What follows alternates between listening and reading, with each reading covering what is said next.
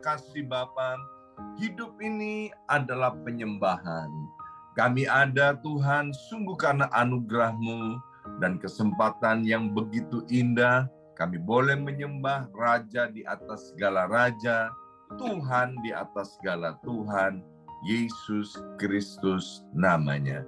Mari kita berdoa bersama-sama. Ulangi seperti apa yang saya ucapkan. Bapa kami yang ada di dalam surga, dikuduskanlah nama-Mu, datanglah kerajaan-Mu, jadilah kehendak-Mu di bumi ini seperti di dalam surga. Bapa yang baik, berikanlah kami pada hari ini rezeki yang menjadi bagian kami secukupnya, cukup untuk memberikan pinjaman kepada banyak bangsa, sedangkan kami sendiri tidak punya pinjaman, cukup untuk menjadi saksi Tuhan, mulai dari Yerusalem, Yudea, Samaria, sampai ke ujung-ujung bumi. Cukup untuk menjadikan semua bangsa murid Kristus dan membaptis mereka dalam nama Yesus. Terima kasih Bapa untuk rezeki yang secukupnya, dan ampunilah dosa-dosa kami. Ampunilah kesalahan kami seperti kami pun mengampuni orang-orang yang bersalah kepada kami. Dan janganlah masukkan kami ini ke dalam pencobaan, tetapi bebaskanlah kami dari segala yang jahat. Sebab Engkaulah yang empunya kerajaan, kuasa, dan kemuliaan sampai selama-lamanya. Dalam nama Tuhan Yesus, kami sudah berdoa. Haleluya, haleluya, haleluya. Mari Bapak Ibu sekalian, sekarang kita bersama-sama secara serempak dan serentak kita akan menggemakan Mazmur 91 dengan suara yang keras, dengan suara yang lantang dari tempat kita masing-masing. 2, 3. Mazmur 91. Orang yang duduk dalam lindungan yang maha tinggi dan bermalam dalam naungan yang maha kuasa akan berkata kepada Tuhan, tempat perlindunganku dan kubu pertahananku, Allahku yang kupercayai. Sungguh Tuhanlah yang akan melepaskan aku dari jerat penangkap burung dan dari penyakit sampar yang busuk. Dengan kepaknya Tuhan akan menundungi aku. Di bawah sayapnya aku akan berlindung. Kesetiaan Tuhan ialah perisai dan pagar tembok. Amin, amin, amin. Terjadi di dalam nama Tuhan Yesus.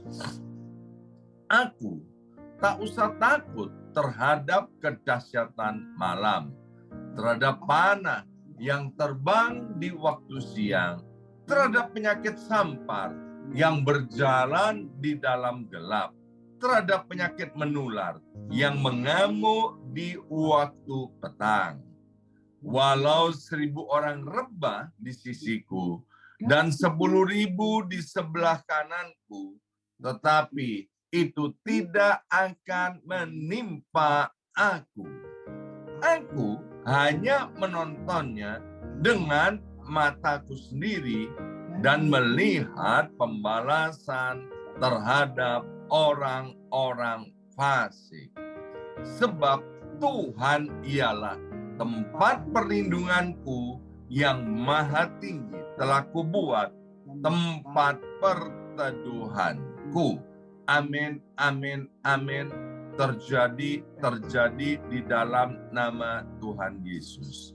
malapetaka tidak akan menimpa aku, dan tulah tidak akan mendekat kepada kemahku. Sebab malaikat-malaikat Tuhan akan diperintahkan oleh Tuhan kepadaku untuk menjaga aku di segala jalanku. Para malaikat Tuhan akan menatang aku di atas tangannya, supaya kakiku jangan terantuk kepada batu. Singa dan ular tedung akan aku langkai. Aku akan menginjak anak singa dan ular naga. Amin, amin, amin. Terjadi di dalam nama Tuhan Yesus. Sungguh hatiku melekat kepada Tuhan, maka Tuhan akan meluputkan aku, Tuhan akan membentengi aku, sebab aku mengenal nama Tuhan. Bila aku berseru kepada Tuhan, Tuhan akan menjawab. Tuhan akan menyertai aku dalam kesesakan. Tuhan akan meluputkan aku dan memuliakan aku. Dengan panjang umur akan Tuhan kenyangkan aku, dan akan Tuhan perlihatkan kepadaku keselamatan daripadanya. Amin, amin, amin. Terjadi di dalam nama Tuhan Yesus. Seperti apa yang kami deklarasikan, kami gemakan setiap pagi dari Mazmur 91 ini. Bapa, kami mohon kekuatan, kemampuan daripada Roh Kudus-Mu itu, Roh penolong, untuk membuat hati kami terus melekat kepada Engkau. Hati kami tinggal di dalam Yesus Tuhan, dan Tuhan Yesus tinggal di dalam hati kami untuk selama-lamanya. Sekarang berbicara kepada setiap kami, ya Abba, ya Bapa, melalui kebenaran firman Tuhan, sehingga firman-Mu itu menolong kami, menjadi pelita buat kaki kami, dan terang buat jalan hidup kami. Dalam nama Yesus, yang siap mendengarkan firman Tuhan, angkat jempolnya ke depan dan katakan amin 3 kali. Amin, amin, amin. Salam revival, salam kebangkitan. Semangat pagi. Ya, semuanya semangat pagi. Shalom Bapak Ibu semuanya. Apa kabarnya? Iya, luar biasa, dahsyat, ajaib. Senang sekali hari ini Senin 8 Mei 2023 boleh melihat wajah Bapak Ibu sekalian dan boleh membaca daftar nama yang mencintai dan mengasihi Tuhan, ya. Baik Bapak Ibu sekalian, renungan kita hari ini sudah tiba di kitab Amsal pasal yang ke-24. Amsal 24. Mari kita baca bersama-sama ayat yang ke-5. Demikian bunyi firman Tuhan dari Amsal 24 ayat yang ke-5. Orang yang bijak lebih berwibawa daripada orang kuat. Juga orang yang berpengetahuan daripada orang yang tegap kuat. Bersama saya ucapkan orang kuat. 2, 3.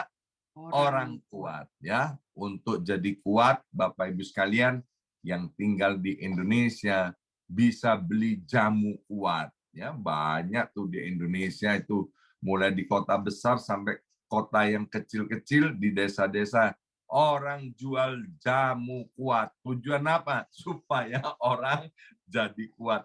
Untuk jadi kuat, makanlah 4 sehat, 5 sempurna, rajin olahraga, bahkan rajin pergi ke tempat fitness, ya. Itu bicara kekuatan secara tubuh jasmani, ya. Sekali lagi, punya tubuh yang kuat itu puji Tuhan, anugerah daripada Tuhan.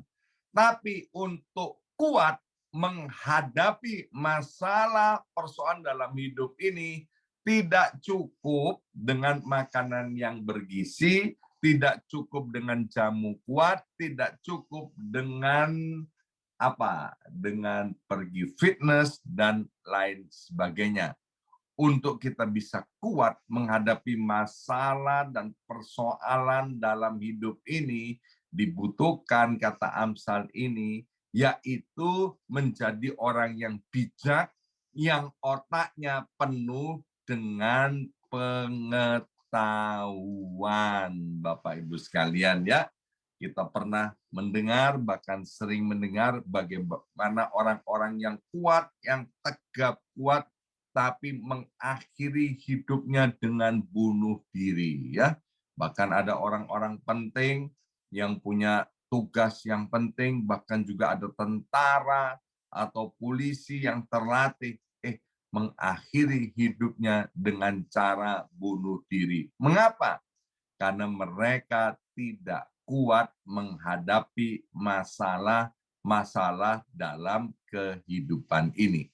Selama kita masih hidup dan ada di atas muka bumi ini, kita akan menghadapi masalah dari satu masalah ke masalah lain yang tidak akan pernah ada habis-habisnya. Maka itu dibutuhkan kita menjadi manusia-manusia yang kuat secara manusia batiniah. Apa itu menjadi orang yang bijak?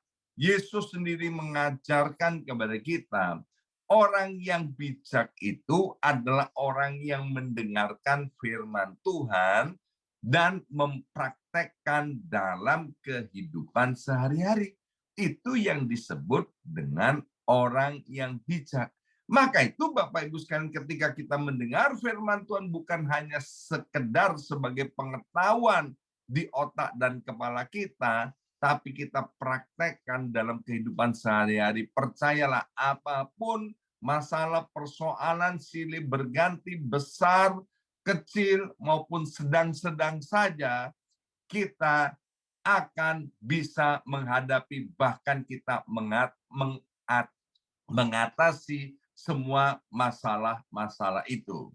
Nah, bicara soal pengetahuan di sini, ya, selain kita perlu banyak pengetahuan, tapi perlu sekali bahwa pikiran kita, hati kita diisi dengan pengenalan akan Tuhan, diisi dengan firman Tuhan. Alkitab berkata, umatku binasa karena tidak berpengetahuan. Mengapa tidak berpengetahuan? Karena kamu sendiri yang menolak pengetahuan itu. Maka itu Bapak Ibu sekalian, Bapak Ibu semua sudah memilih yang terbaik, memilih yang tepat dengan secara teratur, dengan haus dan lapar setiap hari datang kepada Tuhan, menyembah, memuji Tuhan, dan mendengarkan sebagian daripada kebenaran firman Tuhan. Saya berdoa, saya punya iman, saya percaya Bapak Ibu sekalian selalu menjadi orang yang kuat. Mengapa? Karena Bapak Ibu telah memilih yang terbaik, yaitu menjadi bijak dan berpengetahuan. Sekali lagi, bijak adalah mendengarkan firman Tuhan dan melakukan dalam kehidupan sehari-hari secara teratur dan disiplin. Seringkali saya berkata bahwa hal yang tersulit daripada kekristenan adalah mempraktekkan firman Tuhan dengan benar dan tepat dalam kehidupan sehari-hari. Banyak orang yang hafal ayat firman Tuhan, banyak orang yang tahu akan kebenaran firman Tuhan, tapi ternyata mereka juga ada yang gagal untuk mempraktekkan dan melakukannya dalam kehidupan sehari-hari. Itu yang pertama, Bapak Ibu sekalian.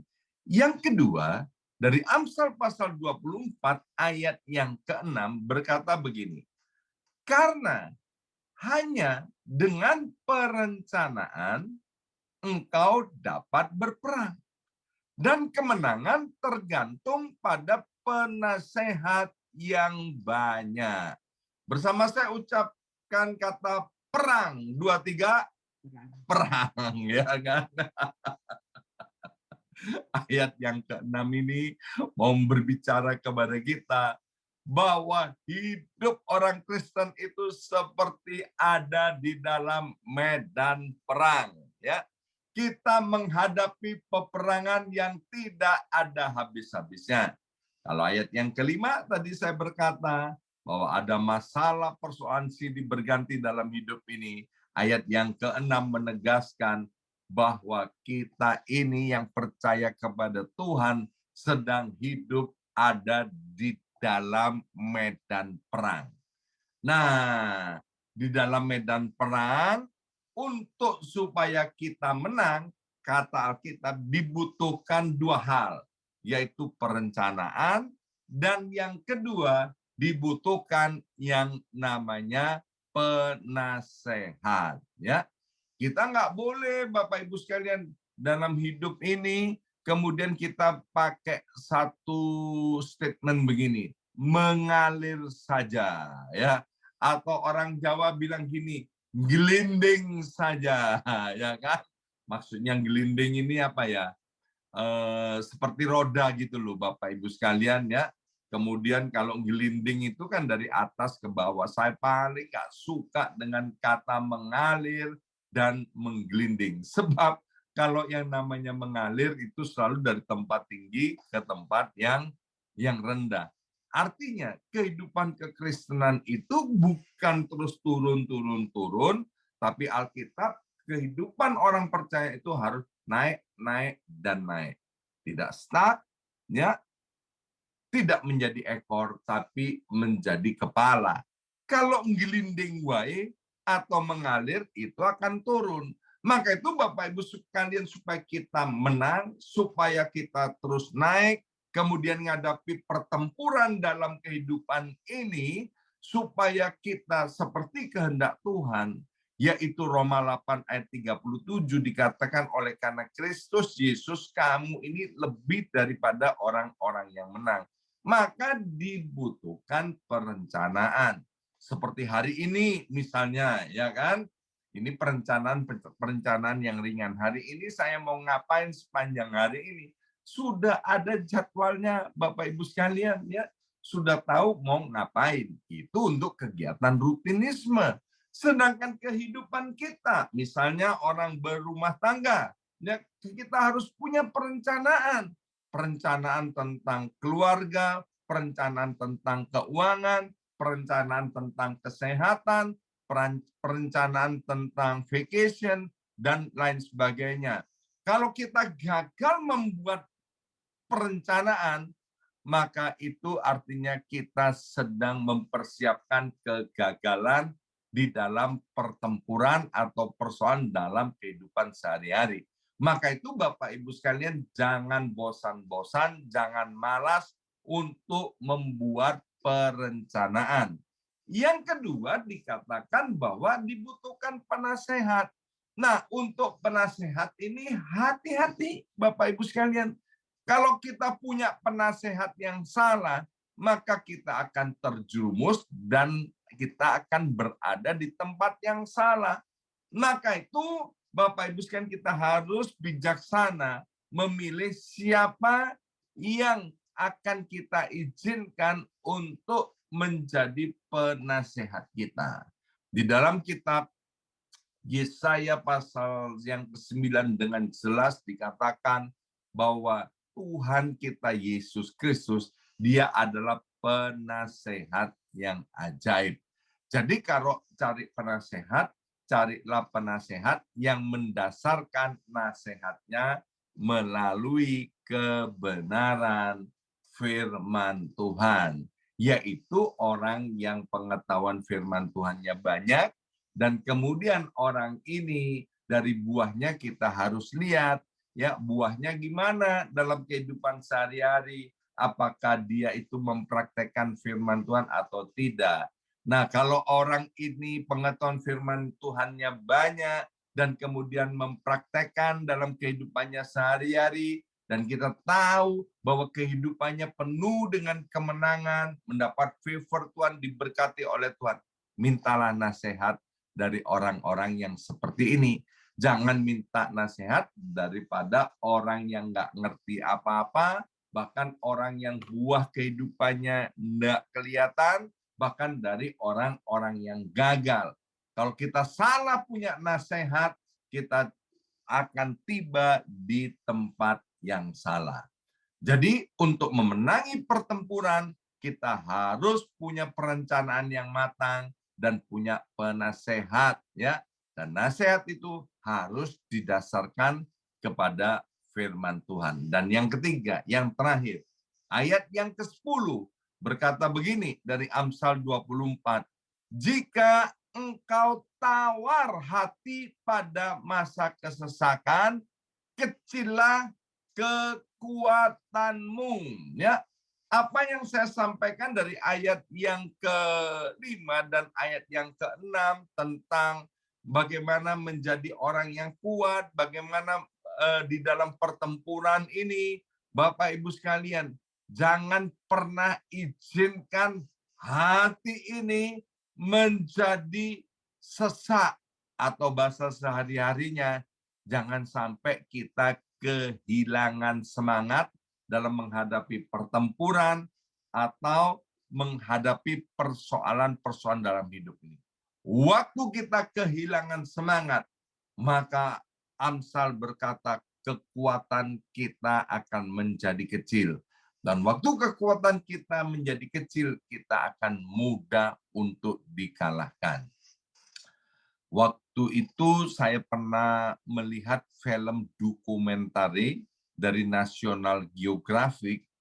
Ada paus yang cantik banget. Paus itu disebut paus pembunuh, yang warnanya hitam, kemudian di kepalanya ada putihnya itu. Wah, keren banget ini. Ya, kalau nggak salah itu paus orca, ya, paus orca. Ya, itu paus orca itu makanannya adalah anjing laut, Bapak Ibu sekalian, ya. Anjing laut atau singa laut. Yang saya terkagum-kagum waktu lihat film dokumenter ini adalah kalau itu singa laut atau anjing laut ada di air, maka itu akan mudah untuk dimangsa, dimakan oleh ikan paus pembunuh itu. Tetapi kalau ikan paus itu lewat, kemudian anjing laut atau singa laut yang pinter, dia kemudian akan cepat-cepat naik ke atas batu karang. Ya, maka itu anjing laut ini dia nggak akan berenang terlalu jauh dari batu karang. Begitu dia lihat ada bahaya, dia cepat mencelok di atas batu karang itu. Dan dia dekat sekali dengan ikan paus pembunuh ini. Tapi ikan paus pembunuh itu nggak berani memangsa singa laut atau anjing laut yang ada di atas batu karang itu. Mengapa? Kalau itu harus dimakan oleh ikan paus itu, maka ikan paus itu yang akan luka dan terdampar kena batu karang. Ya, dari sini saya mendapatkan hikmat begini. Kalau kita, Bapak Ibu sekalian, dekat-dekat sama Tuhan, maka ketika ada bahaya, Tuhanlah tempat perlindungannya. Amin. Maka itu jangan pernah jauh-jauh daripada Tuhan. Tuhan itu adalah batu karang yang teguh. Bapak Ibu sekalian, orang yang berlindung kepada Tuhan itu pasti dilepaskan dari segala musibah, dilepaskan dari segala yang jahat, bahkan dilepaskan dari mangsa. Ya, ingat pertempuran itu seperti dikatakan bahwa seperti singa, ya. Iblis itu kan digambarkan seperti singa yang mengaum-ngaum. Pertempuran kita sesungguhnya bukan melawan darah dan daging, tapi melawan roh-roh jahat yang ada di udara, pemerintahan kerajaan setan dan iblis. Dan itu hanya bisa dikalahkan dengan iman, dan ketika kita berlindung kepada batu karang yang teguh, yaitu Yesus Kristus. Maka itu Bapak Ibu sekalian, kalau ada hal-hal yang menyesakkan, Jangan izinkan kita patah semangat, jangan sampai tawar hati.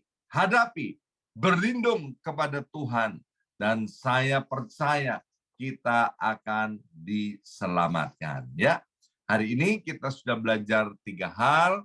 Yang pertama, jadilah orang yang bijak dan berpengetahuan. Sebab orang yang bijak dan berpengetahuan itu lebih hebat daripada orang yang punya otot yang besar dan kuat. Yang kedua, untuk menghadapi pertempuran dalam hidup ini, buat perencanaan yang baik, dengarkan nasihat-nasihat yang sesuai dengan firman Tuhan. Dan yang ketiga, jangan pernah patah semangat, jangan pernah tawar hati dalam menghadapi pertempuran dalam kehidupan. Amin. Mari kita berdoa. Materaikan siap benih kebenaran firman Tuhan ini, ya Aba, ya Bapa. Kami tahu kami semua ini dicintai dan dikasih oleh Tuhan. Biarlah persoalan dan tantangan yang kami hadapi hari ini maupun hari-hari yang ke depan. Biarlah pertempuran yang harus kami hadapi. Kami mau berlindung dan mengandalkan Tuhan kami, Yesus Kristus. Kami tahu Tuhan adalah kehendak-Mu, kami menang, bahkan kami keluar sebagai orang-orang yang disebut lebih daripada pemenang. Roh Kudus, ingatkan kami terus untuk mengandalkan Engkau di setiap jalan kehidupan kami. Dalam nama Yesus, kami sudah berdoa. Haleluya. Amin. Amin. Amin.